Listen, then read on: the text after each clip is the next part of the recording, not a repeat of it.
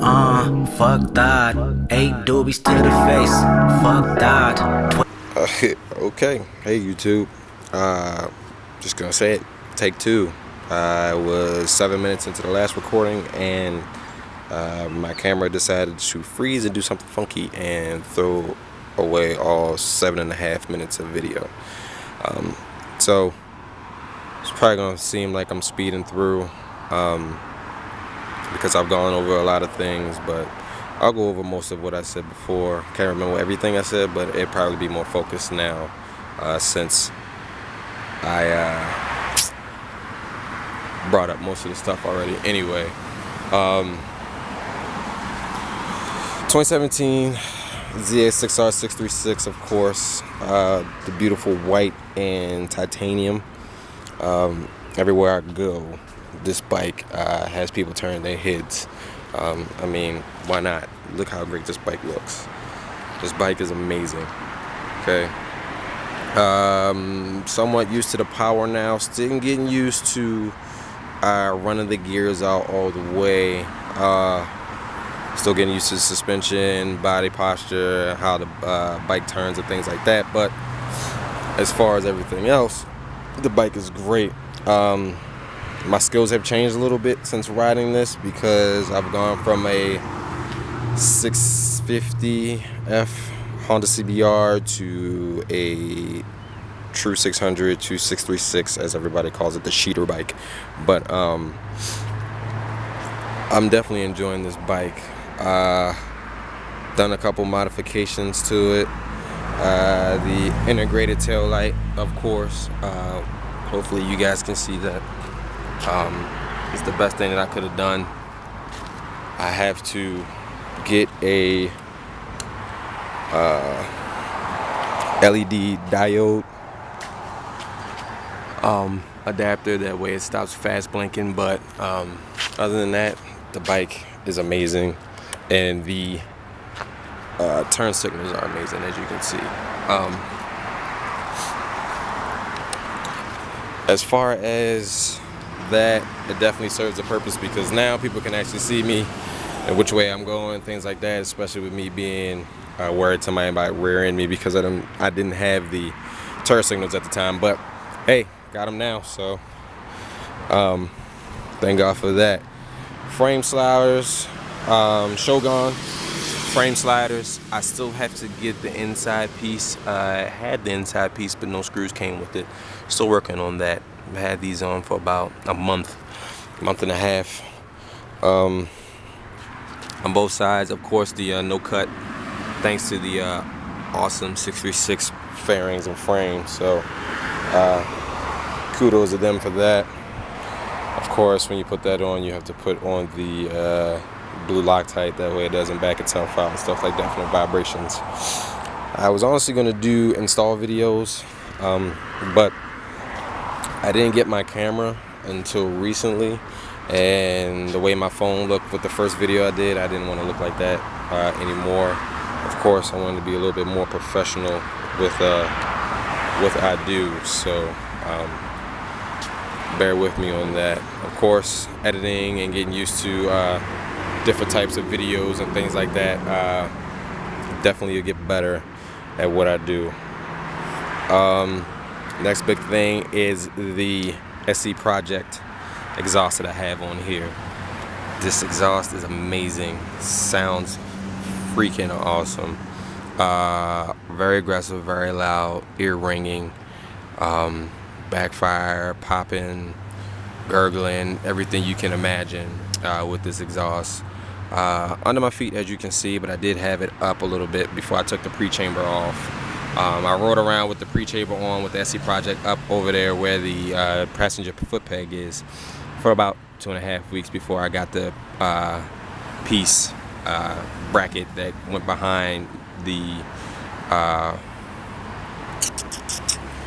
what do you call it, rear set on the right side to mount it the way it is now. Obviously it's not a clean look, I get it. I'm trying to find some rubber, that way I can put it on there. Probably have to go to like AutoZone or something like that, or just order it, which is fine. But once I took the pre-chamber off, the thing got immensely loud. A lot of my buddies don't like riding next to me, but hey, whatever. As long as the cars can hear me, that's fine. And of course, they say when I come past them, before I change in gears and stuff like that, when I wind the gear out, they say it sounds great. So, great investment. But I may change it. Not sure. I may stay SC Project, or I may stay, or I may go to Graves. So stay tuned for that as well.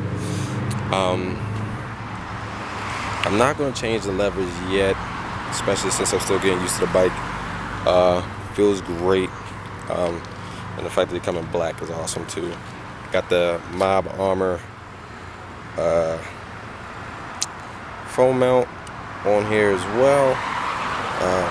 My big phone, my 8 Plus, fits perfectly in there, and then obviously you can clamp it down with the screw in the back. That way it doesn't go anywhere. As far as the screwing it down, just screw on the back, and then it has a clip, as you can see, in the middle. That way you screw it down, you can push the clip in, that way it doesn't back out any further while you're riding and whatnot.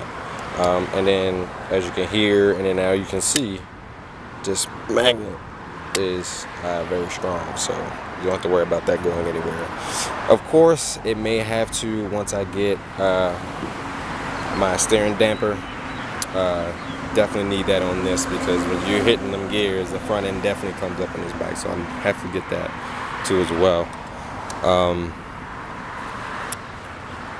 I'll do a sound clip of the exhaust at the end of the video,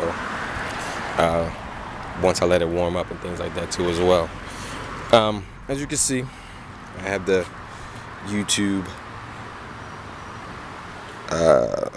name on here as well, of course. That way people know who the bike belongs to, and if they want to go check out the videos, they can definitely go and look that up as well. The bike all around is great. I can't complain really about this bike. The aesthetics of the bike, the way the bike rides, the height. For me, sitting down on the bike, I can plant both feet on the ground and I can stand up. I'm 5'11", 188, and the bike moves me like it's nothing, okay? Of course, you know, 600. The body position is great. I'm not too far hunched over. When I want to just chill, I can hold the tank with my legs and then sit up, or if I'm really riding aggressively, kind of, sort of, then, you know, obviously I can get down, tuck, and go. I don't really want to change the windscreen, only because the windscreen is kind of smoked out and I like it, so I may rock that for a little bit. But I have seen somebody who has the black with the green top with the ninja word in it, so I may look into getting that. I'm not sure. I may have to see how it looks. Other than that, of course, a couple aesthetic things with the Monster stickers all around, you know, AGV, things of that nature. Red spools. A friend let me have them because he couldn't fit them on his new R6, 2017 R6, so he gave them to me because it was a perfect fit. Some decals on the rims and things like that too as well. But yeah, you know, the bike is great. The bike sounds amazing. Bike feels amazing. The power is all the way through from like 6.5 all the way up to 14. A lot of people say they can feel it when it's at like 8 or 10, but I can definitely feel it earlier on. I guess because coming from a 650 to this, can definitely see where the power difference is. But hey, a lot of people have different experience, opinions, and things like that too as well. So this is my opinion on where the power range comes on. So leave a comment if you think it's something different, and then, you know, we can talk and see why you feel that way and whatnot too as well. Just to give you a feeling on how comfortable I am on this bike, this is the right side, as you can see. I'm definitely leaning a lot on my right side, of course, because a lot of the exits here in Maryland are roundabouts and things like that too, coming on an off ramp, on an on ramp. But then we get to the left side, and I'm still trying, you know, to get comfortable on my left side. Obviously, I'm a little there, but you know, time will tell, practice will tell, riding will tell, comfortability will tell as well too. Another thing I will let you know is that when I first started riding, I was riding with the Kawasaki traction control on 2.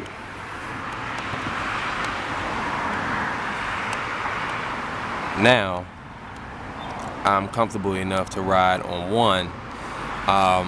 1 still kind of, I guess, limited a little bit. I haven't really gotten to where just riding with traction control off, only because I'm still getting used to the bike. But I did not have traction control on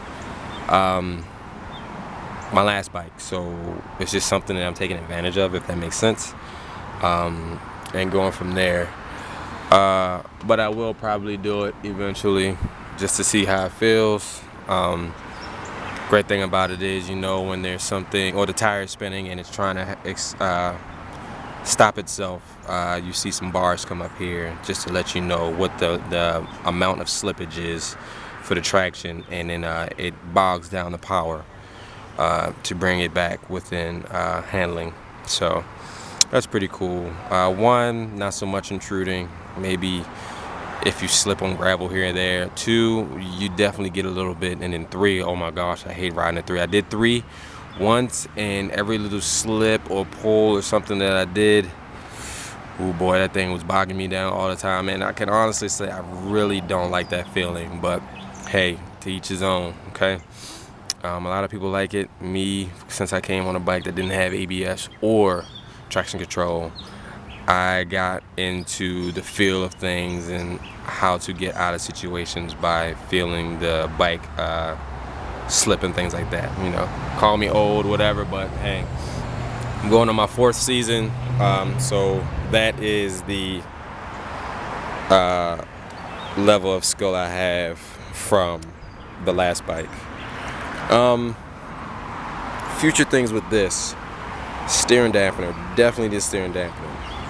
Gonna get the suspension set up for my height and weight, and then I am going to probably get a ECU flash after I get used to the bike more. ECU flash, and then obviously get it mapped to the SC project, and so on and so forth. Eventually I will get new headers, just to make it a straight through and everything like that, but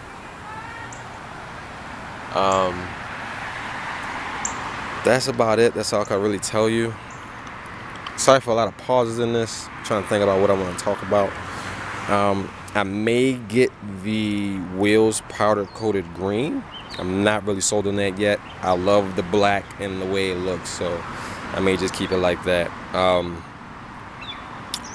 Sea-Cow, definitely up there. My wife isn't really into riding like that anymore, for personal reasons and, you know, friend reasons and stuff like that. But I see that she'd get back on one of these days, you know, because before she liked it. So I will start trying to post videos of riding and things like that. Motor vlog while I'm riding. I'm still trying to get the helmet set up down. Now that I have the Mob Armor with the Bluetooth headset that I have on my helmet, I may just ride with the camera going, and then when I get back, sync the camera and the audio clip from my phone together to match up to what I'm talking about the riding and stuff like that. But more to come. I know this is only the second iteration or second video of my channel. I'm trying to get better, trying to get things going with me picking my channel up and things like that. The line of work I do right now doesn't give me a lot of time to update and whatnot, but I'm going back to my old job, so it will definitely give me more time at the end of the day, weekends and things like that, to actually come out, ride a little bit more,